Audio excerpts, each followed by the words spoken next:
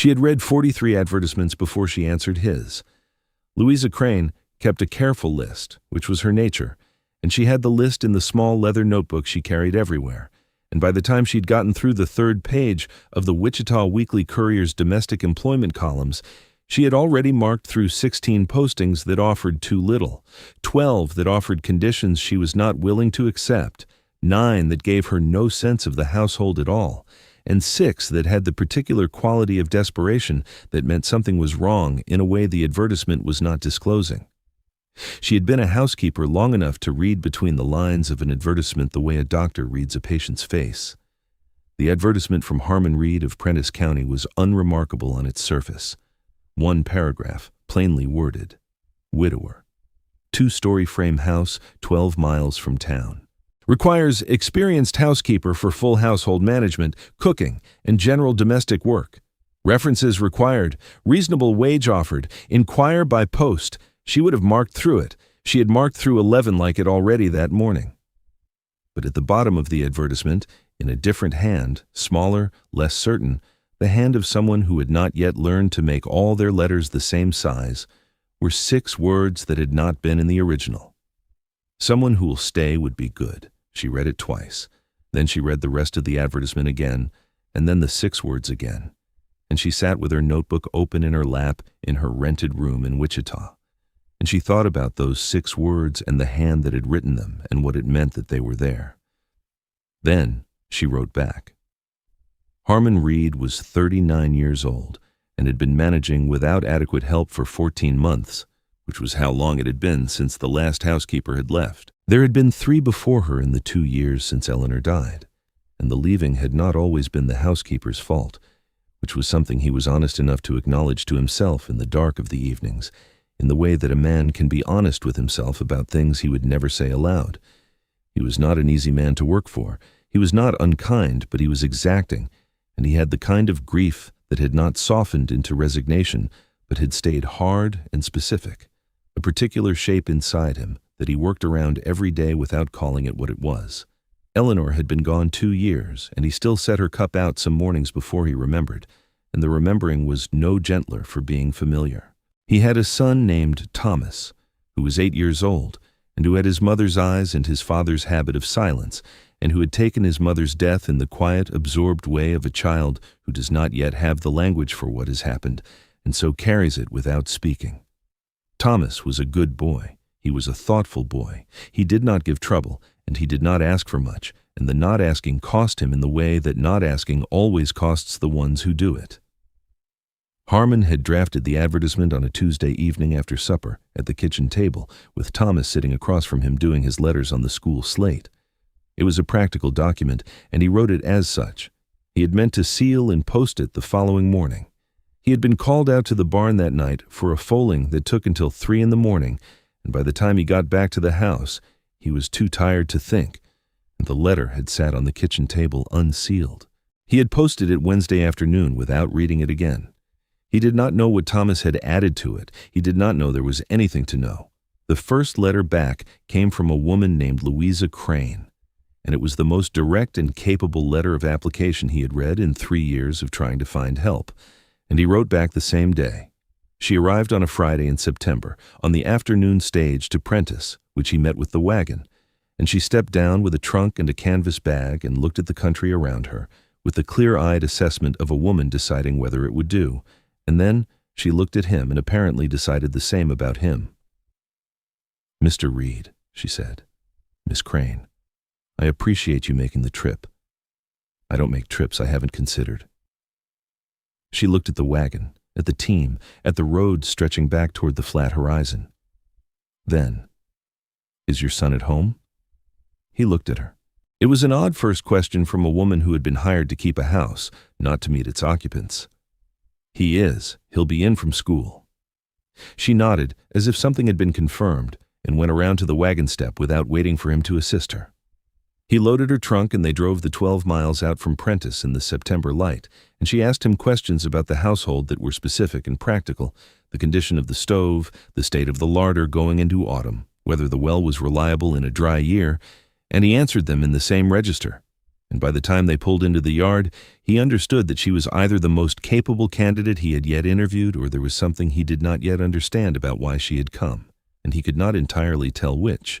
Thomas came in from school at 3:30, mud on his boots and his slate under his arm, and his hat pushed back the way it always was, and he stopped in the kitchen doorway when he saw the woman at the stove. He looked at her. He looked at his father, who was at the table with the farm ledger. "This is Miss Crane," Harmon said. "She'll be keeping the house." Thomas looked at Miss Crane with the careful, measuring look he gave to things he was taking seriously. He was not a child who rushed at people. He assessed first, and then decided. The previous housekeepers he had looked at the same way, and then come to Harmon the first week, each time, to report his findings in the serious, neutral manner of someone filing a report. Mrs. Tuttle's bread was good, but she didn't like mud. Miss Arden was quick with the stove, but she seemed unhappy. He had been right about all of them. He had not, in 14 months, been wrong about a housekeeper. Harmon was watching to see what he made of this one. Louisa turned from the stove and looked at Thomas with the same quality of attention he was giving her, unhurried, direct, neither performing warmth nor withholding it. "Hello, Thomas," she said. Thomas said, "Hello." There was a pause. Something passed between them that Harmon could not quite read, a recognition of some kind, or the beginning of one. He could not have said what it was. He set it aside and went back to the ledger. "Are you hungry?" Louisa said. Thomas considered this as a genuine question rather than a formality. "Yes," he said. "Sit down, then. Supper's 20 minutes off, but there's bread." Thomas sat down. He set his slate on the table and his hat on the peg, and he ate the bread she set in front of him with butter, and he watched her move around the kitchen, the way he watched most things, quietly, from a slight distance, filing it away. She did not talk to him while he was eating, which he appreciated. The previous housekeepers had all talked at him, and it made him feel he was being managed. She simply let him be there, and kept working, and occasionally said a thing when she needed a thing, and he answered when she asked, and otherwise ate his bread and watched. After supper, he brought his slate to the table to do his letters, and she cleared around him without displacing him, the way a person navigates a space that belongs to someone else. When he misspelled a word and erased it hard enough to make the slate squeak, she glanced over once and said nothing, which was also the right thing. He had gone to bed without filing his report. Harmon noticed this. Louisa stayed for supper, and the evening and the night in the room off the kitchen that had always been the housekeeper's room. The kitchen was clean before Harmon had finished banking the stove, and there was bread set to rise for the morning, and the household had a different quality to it by the end of that first evening, a settled quality it had not had in 14 months, and he noticed it the way you notice the absence of a sound you have been living with so long you stopped hearing it. He did not say anything about it. It was her first day, and she was doing her job, and he was not a man who made premature assessments. He made his assessments by watching, the same as Thomas did, though he would not have put it that way. What he saw in the first 2 weeks was a woman who was not trying to be anything other than what she was. She was thorough without being fussy, direct without being blunt, and she managed the household with a kind of steady authority that did not require his approval at every step. She made decisions that were hers to make and brought him the ones that were his, and the line between the two was always the correct line. He had not had a housekeeper in 3 years who could hold that line. Most either asked him about everything or decided everything, and both made more work. She kept a tight root cellar and knew why. She turned the heel of a sock correctly, which was something Eleanor had always done, and the last 2 housekeepers had not. She knew when to bank the stove for the night and how much wood to leave beside it, which seemed like a small thing and was not, because the wrong answer meant Harmon's first hour in the morning was spent building a fire from cold rather than starting the day's work. She looked at the chicken yard on the second day and asked him about the drainage on the east side, which was a problem he had been meaning to address for 2 seasons and had not, and by the end of the week she had redirected the drainage herself with a short trench and a piece of grating board. He had not asked her to do it. She had simply seen what needed doing and done it. She was also, without making anything of it, attentive to Thomas, not in an excessive way, not in the way of women who make a project of a motherless child, which Thomas would have retreated from as surely as a wild thing retreats from a hand that reaches too fast. She simply included him. She asked his opinion on small things, which of two paths to the well was better, whether the kitchen window needed propping or closing on cool evenings, and received his answers as what they were, which was the considered views of a person who lived in the house and had useful information about it. She showed him how to do things without making the showing into lessons. When he was quiet, she was quiet. When he wanted to talk, she was available. He had been talking more. Harmon noticed this the way he noticed most things about Thomas, with the careful gratitude of a father who understood what it had cost his son to go quiet and what it would take to bring him back. Harmon watched all of it with the careful attention of a man who has learned not to say too much about things he is not yet sure of. He watched it, and he let it be what it was, and he did not ask himself questions about it that he was not prepared to answer. He asked himself one question, eventually, that he could not stop asking. He had been going through the house papers one evening in October, the household files he kept in the desk in the study, receipts, correspondence, the farm records. He had been looking for the warranty document for the pump, which he thought he had filed in the autumn folder. And in the autumn folder, he found a copy of the advertisement he had placed in the Wichita Weekly Courier. He did not remember making a copy. He must have made it before he posted the original, one of those habitual precautions he performed without registering. He spread it on the desk and looked at it. He saw the 6 words at the bottom. He read them once and then again. He looked at the handwriting, which was not his, smaller letters, less certain of themselves, the particular unevenness of a child who is still working out how to make a capital W. He knew his son's hand as well as he knew his son's face. He had looked at it every evening for 3 years on the school slate. He sat at the desk in the lamplight and understood 2 things at once: that Thomas had written those words without telling him, and that Louisa Crane had read them and answered the letter because of them. He thought about this. He thought about the 43 advertisements she had told him she had read, in the matter-of-fact way she mentioned it one afternoon when he had asked how she had come to be placing herself in domestic service. 43. She'd been looking for something specific enough that 42 advertisements had failed to provide it. And then, at the bottom of his, in Thomas's hand, she had found it. He thought about the way she had looked at Thomas in the kitchen doorway on that first afternoon. The recognition he had not been able to read. He could read it now. She had known who he was before she met him. She had come for him. He thought about the last 14 months, and the 3 housekeepers before Louisa, and the way Thomas had gotten quieter with each departure. Not angry, not complaining, simply pulling further in, making himself smaller, needing less, in the way of a child who has learned that needing things does not reliably produce them. And then, this boy, at the kitchen table on an August night when his father had gone to the barn for a foaling and left a letter unsealed, had picked up a pen. Someone who will stay would be good. He sat at the desk for a long time. He did not go to Thomas that night because Thomas was already asleep, and the conversation was one that needed Thomas awake, and the 2 of them together with enough time between them. He did not go to Louisa because what he felt was not a simple thing, and he did not trust himself to speak it simply. What he felt was this, that his 8-year-old son had understood something Harmon himself had been unable to put into words, which was that the household did not need a housekeeper. The household needed someone who would not leave. And Thomas had said so, in the only way available to him, with 6 words in an uneven hand at the bottom of a letter he was not supposed to have touched. He set the advertisement in the desk drawer and went to bed. He did not sleep for a long time. He lay in the dark and listened to the house, which was quiet in the way it was quiet now, not the empty quiet of the 14 months before Louisa came, but a different kind, the quiet of a place where people were present and at rest. He could hear faintly the sound of the stove settling in the kitchen below. The house had been built by Eleanor's father, and Eleanor had loved it, and he had kept it for her sake, and for Thomas's sake, and for the sake of something he could not name, and lying in the dark, he thought, "It sounds like it used to." He spoke to Thomas the next morning, Saturday, after breakfast, when Louisa had gone to the garden to turn the last beds before the hard frost came. He brought the advertisement to the table. He set it in front of Thomas.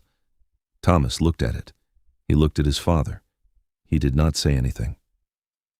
"You added to my letter," Harmon said. Thomas was quiet for a moment. He was the kind of child who did not lie, which Harmon had always been grateful for, and which had occasionally made conversations harder. I didn't change what you wrote, Thomas said. I just added at the bottom. I see that, Harmon said. Why? Thomas looked at the window. Outside, in the garden, they could see Louisa moving between the beds with the fork, turning the dark soil with the efficient, unhurried rhythm of someone who knows what the work requires. Because they always leave, Thomas said, and I didn't want to write to someone else who was going to leave. He looked at his father. I thought if someone knew that was what we needed, and they came anyway, then maybe they wouldn't. Harmon was quiet. Did I do wrong? Thomas said. It was a careful question, asked carefully by a boy who understood there were rules about such things and was genuinely uncertain whether he had broken one. Harmon looked at his son's face, at the particular quality of watchfulness in it, the watchfulness that had been there since Eleanor died, and that he had not found a way to ease. He thought about 14 months of housekeepers arriving and leaving, and the way Thomas had gotten quieter with each one, not complaining, not asking, simply pulling further in. Someone who will stay would be good. No, Harmon said. You didn't do wrong. Thomas looked back at the window, at Louisa in the garden, turning the soil in the October light. She read it, Thomas said. It was not a question. He had known, Harmon realized, from the first morning, from the way she had looked at him in the kitchen doorway, the recognition he had not been able to read. Thomas had known she had read it. He had probably understood, better than anyone, why she came.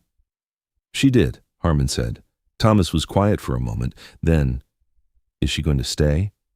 Harmon looked at his son. He looked at the garden window. I don't know yet, he said. That's not only up to me. He found the moment that evening. It was after supper, Thomas asleep early after a long week of school, the kitchen quiet except for the stove and the wind that had come up with the cold front and was worrying the corner of the house. Louisa was at the table with her mending, the same table where Harmon had drafted the letter in August that had started all of this. He was supposed to be reviewing the winter supply list. He was not reviewing the winter supply list. He brought the advertisement to the table and set it in front of her without preface. She looked at it. She looked at the 6 words in Thomas's hand. She looked up at him. You didn't know, she said. I didn't know, he said. He sat down across from her, the same as he had the August night he drafted it, with Thomas across from him working his letters on the slate. I posted it without reading it again. She was quiet. She set her mending down and looked at the advertisement and then at him in the direct, calibrating way she had looked at the country on the day she arrived and apparently decided it would do. Why did you answer it? He said. The 6 words. What made you write back? She considered the question as she considered most things without rushing it. I've answered a great many advertisements, she said. I know what a household wants when it wants a housekeeper. It wants cooking and cleaning and someone who will manage things and not make trouble. That's fair enough, and I've done it, many times. She looked at the 6 words. But I've never had an advertisement tell me what the house needed, what the person in it needed. She looked at him. A child wrote that. A child who had learned to need nothing, because needing things had not worked out for him. And he needed something so much that he wrote it at the bottom of his father's letter and hoped someone would read it and come. Harmon looked at the table. I came because of Thomas, she said. That's the truth of it, and you deserve to know it plainly. He looked up. I stayed, she said more quietly, for other reasons. The wind moved at the corner of the house. The stove ticked. He looked at her across the table in the lamplight and thought about August nights and unread letters and the things a man does not know how to say and the things a child simply says in 6 words, in an uneven hand. What reasons? He said. Her hands were still on the mending in her lap. She was looking at him with the steady attention she gave to the things she was deciding, and he understood that she was deciding now, and he waited because it was her decision to make, and he was not going to make it for her. This house, she said, has been trying to be a home for 2 years and not quite getting there. Not for lack of trying, not for lack of love. She looked at the kitchen, the stove, the window, the table where Thomas had sat every evening for 2 years, learning his letters and not asking for much. It needs someone who is not passing through. She brought her eyes back to his. I am 36 years old, and I am tired of passing through. He held that. I am not an easy man, he said. I know, she said. I've had 2 months to assess that. The corner of his mouth moved. It was not much of a thing, but she saw it, and something shifted in her face in return. Not a smile exactly, but the opening of one. The thing before a smile when you are still deciding if you are going to let it. Louisa, he said. Her name in the kitchen, in the lamplight, said plainly, without ornamentation. She waited. I would like you to stay, he said. Not as the housekeeper. I would like to ask you properly and give you whatever time you need to answer, and I would like Thomas to know that I asked. She looked at him for a long moment. Thomas already knows you were going to ask, she said. He sat back. He told me this morning, she said, when you were at the barn, that his papa was going to ask me something important this evening, and that he hoped I would say yes. He said it very seriously, and then he went to school. The opening became a smile now, quiet and real. He's a very serious boy. He is, Harmon said. He has your manner, she said, but he says what he means, that he got from somewhere else. Harmon was quiet a moment. Then, from his mother. From his mother, she said gently. Yes. The wind had settled at the corner of the house. The stove was warm and the lamp steady, and the kitchen had the particular quality it had had since the first evening she arrived, the settled quality he had not been able to name. He understood now what it was. It was the quality of a room that has the right number of people thinking about staying in it. Will you? He said. Yes, she said. That's been my answer for a while. I was waiting for you to get to the question. Thomas found out the following morning, which was a Sunday, when his father came to the breakfast table with the look of a man who has something to say and is working out how to say it, which Thomas recognized because he knew his father's face better than most people knew anything. He looked at Miss Crane, who was at the stove. She looked back at him with the expression he had come to recognize as hers, the direct, steady one that meant she was telling him the truth. He had catalogued her expressions by now the way he catalogued useful things. He knew the one that meant she had noticed something and was deciding whether to say it. He knew the one that meant she was working through a problem and did not need interruption. He knew the one she had only for him, which was not quite a smile and not quite the look a person gives a task they are attending to, but somewhere between the two, the look of someone paying attention to a thing they value. He ate his breakfast. He finished his eggs and his bread, and he drank his milk, and then he pushed back his chair and came around the table to where his father was sitting, and he put his hand on his father's arm, which was not something he did often. He did not say anything. He simply put his hand there, and that was enough. And Harmon understood it, because they were cut from the same cloth, and the cloth did not require much explaining. Harmon put his hand over his son's. They stayed like that for a moment, the three of them in the kitchen on a Sunday morning, the October light coming through the window, the smell of bread and wood smoke, and the winter coming in clean, and the household no longer counting down to the next departure. Then Thomas went to get his coat because there were chickens to feed, and he had learned from Louisa that the chickens were at their best in the morning and that a thing worth doing was worth doing at the right time. Louisa watched him go. She brought the coffee to the table and set one cup down for Harmon and kept one for herself and sat across from him, in the chair Thomas had vacated, in the kitchen that had been trying for 2 years to be a home, and had now, in the way of things that take exactly as long as they take, finally gotten there. Outside they heard Thomas talking to the chickens. He was explaining something to them in a low, serious voice. She looked at Harmon. He looked at her. He talks to them, Harmon said. I know. He told me they respond better if you explain the reason for things. Harmon looked at the window, at the October light on the frost-rimmed grass, and his son moving through it with the feed bucket, responsible and thorough, and 8 years old, carrying considerably less than he had been carrying in August. He's right, Harmon said. They do. He drank his coffee. She drank hers. The morning was quiet and unhurried, the way a Sunday ought to be. Outside, the light moved on the grass, and his son's voice came through the kitchen wall, low and explanatory, patient with the birds the way he was patient with most things. The stove ticked. The kitchen held the particular quality of a room that has what it needs. He did not feel it as a large thing. He felt it as a quiet one, the kind that has been there long enough to be trusted, and that was far better than large.